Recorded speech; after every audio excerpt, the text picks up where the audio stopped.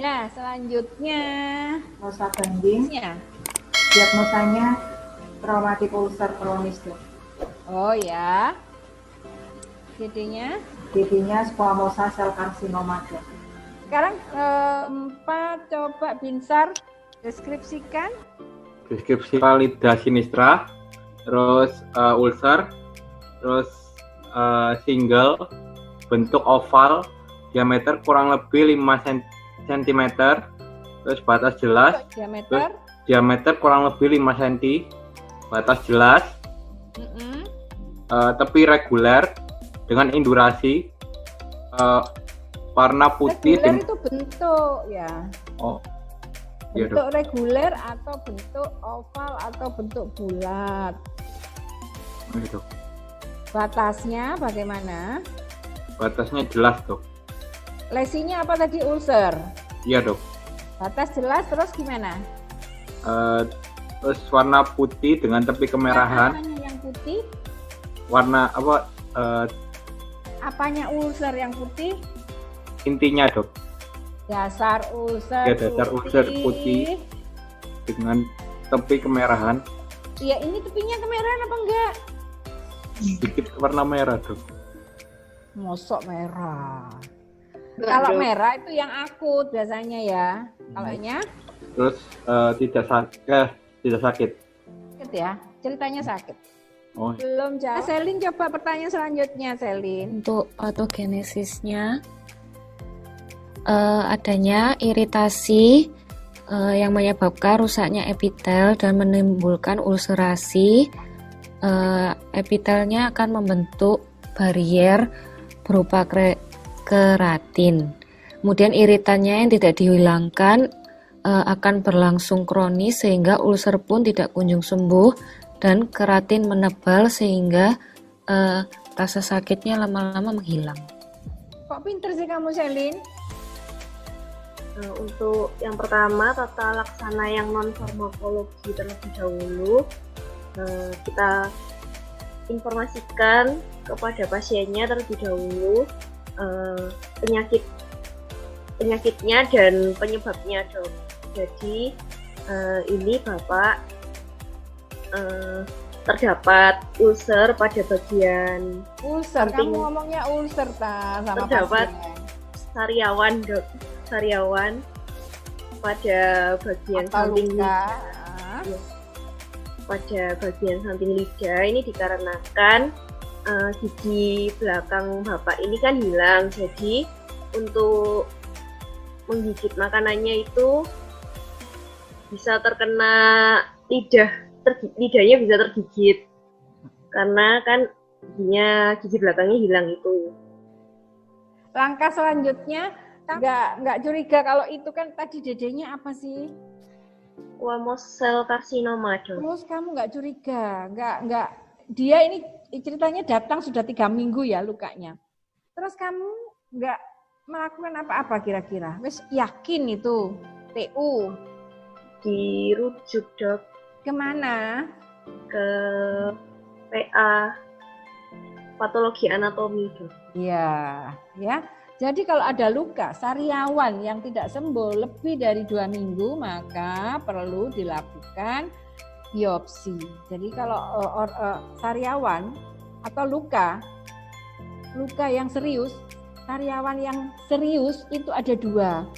Satu curiga kita ke HIV, yang satunya curiga ke kanker mulut.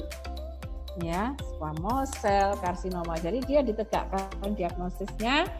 Kemudian karena dia karena tidak punya gigi, jadi gimana?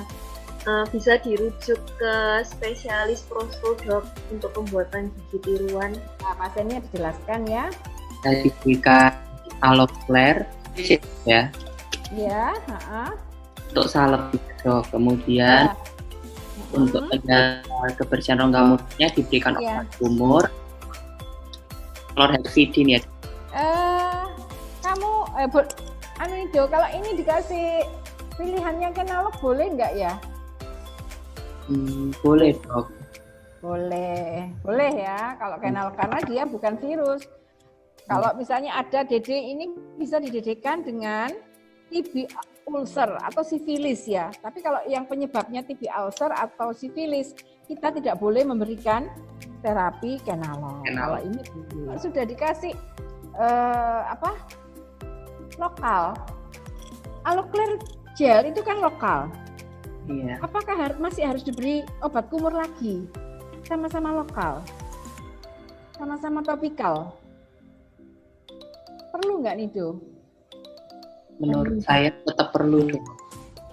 Oh, kenapa? Karena beda fungsinya. Satunya fungsi apa? Satunya yang Aloclair ini kan untuk membantu proses penyembuhan ulsernya. Kalau yang chlorhexidine itu untuk menjaga kebersihan rongga mulutnya, dan proses kesembuhannya itu lebih cepat gitu. Pakainya gimana? Bersamaan? Tidak, Dok. Maksudnya tidak itu gini, mungkin gini ya. Jadi Aloclair itu namanya adalah wound healer ya, menyebabkan luka bisa sembuh. Jadi Nido udah benar ya. Jadi yang satunya obat kumur untuk apa? Untuk apa satunya? Obat kumurnya Nido untuk apa? Untuk chlorhexidine itu antiseptik, terus ada antiinflamasinya juga. Antiseptik aja itu.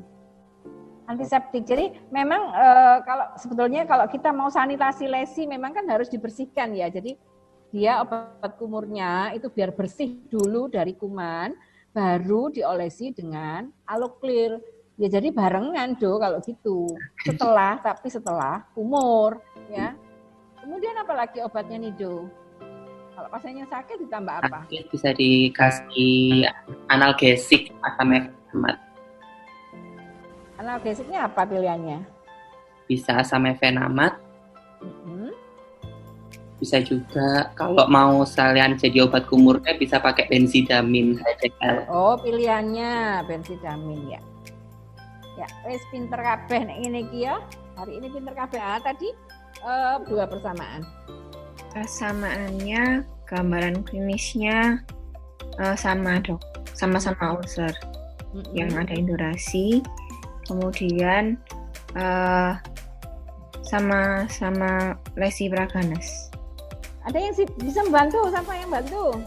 Persamaan satunya apa?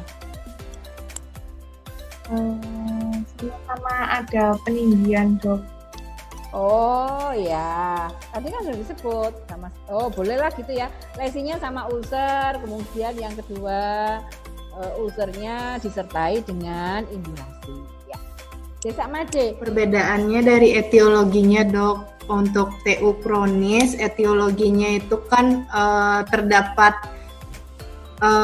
rangsangan yang terus-menerus, Dok. Kemudian kalau misalnya rangsangannya apa? Rangsangan mekanik yang terus-menerus, Dok. Trauma mekanik. Ya, terus?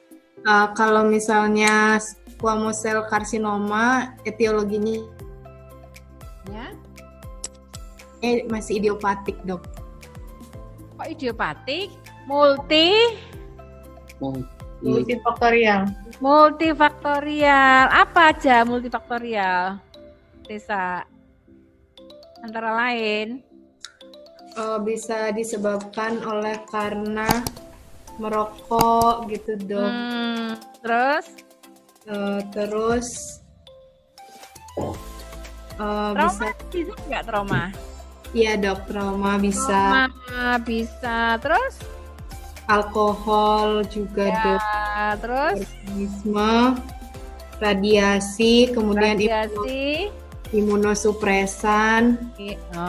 Terus genetik. Banyak ya. Terus apa lagi perbedaannya? Etiologinya berbeda, maka perawatan atau tata laksananya juga berbeda, Dok. Sip, pinter. Jadi kalau trauma TU kronis diapain jadi? Kalau yang TU kronis diberikan obat yang tadi farmakologinya untuk diberikan obat saja sembuh. di apa? KIE dok. Etiologinya tadi apa? Mekanis itu dok. Iya, jadi nanti giginya juga harus dilihat ya. Kalau dia tajam ya harus diapakan? Dihaluskan, di-grinding Ya, dok. di-grinding. Jadi kalau yang TU kronis itu ya. Kalau yang SSC terapinya diapain? Squamous cell carcinoma.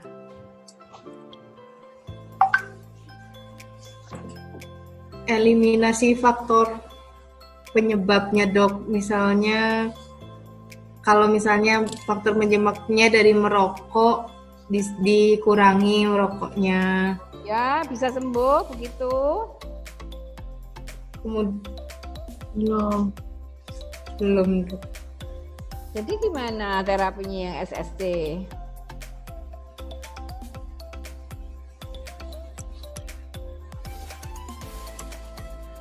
Siapa yang bisa bantu? Aktif. Di biopsi ya dok ya. Biopsi itu bukan terapi. Biopsi itu pemeriksaan penunjang. Lakukan kemo atau radioterapi dok. Kemo radioterapi cukup. Iya dok. Yang diambil di bedah. Gimana dok? Isi. Kalau SSC itu apa sih? Kan keganasan. Iya dok. Ya, bahkan beberapa pasien yang diambil bukan hanya lesi yang ada di lidah, biasanya juga diambil apa ini kelenjar submandibulanya juga diambil. Kira-kira kenapa kelenjar submandibula kok diambil ya? Untuk mencegah penyebarannya dok. Iya, karena kelenjar submandibula itu kan jadi perjalanan metastase itu bisa apa? Bisa hematogen, bisa limfogen, bisa secara diambil itu biasanya, ya. Jadi memang pada kasus ini lucu. Jadi benar-benar menyerupai dengan kanker, tetapi setelah dirawat itu sembuh. Tapi ada juga yang sariawan meskipun kecil, tapi sudah lama, kemudian dilakukan di biopsi, ternyata sudah kanker dan harus diambil. Ya.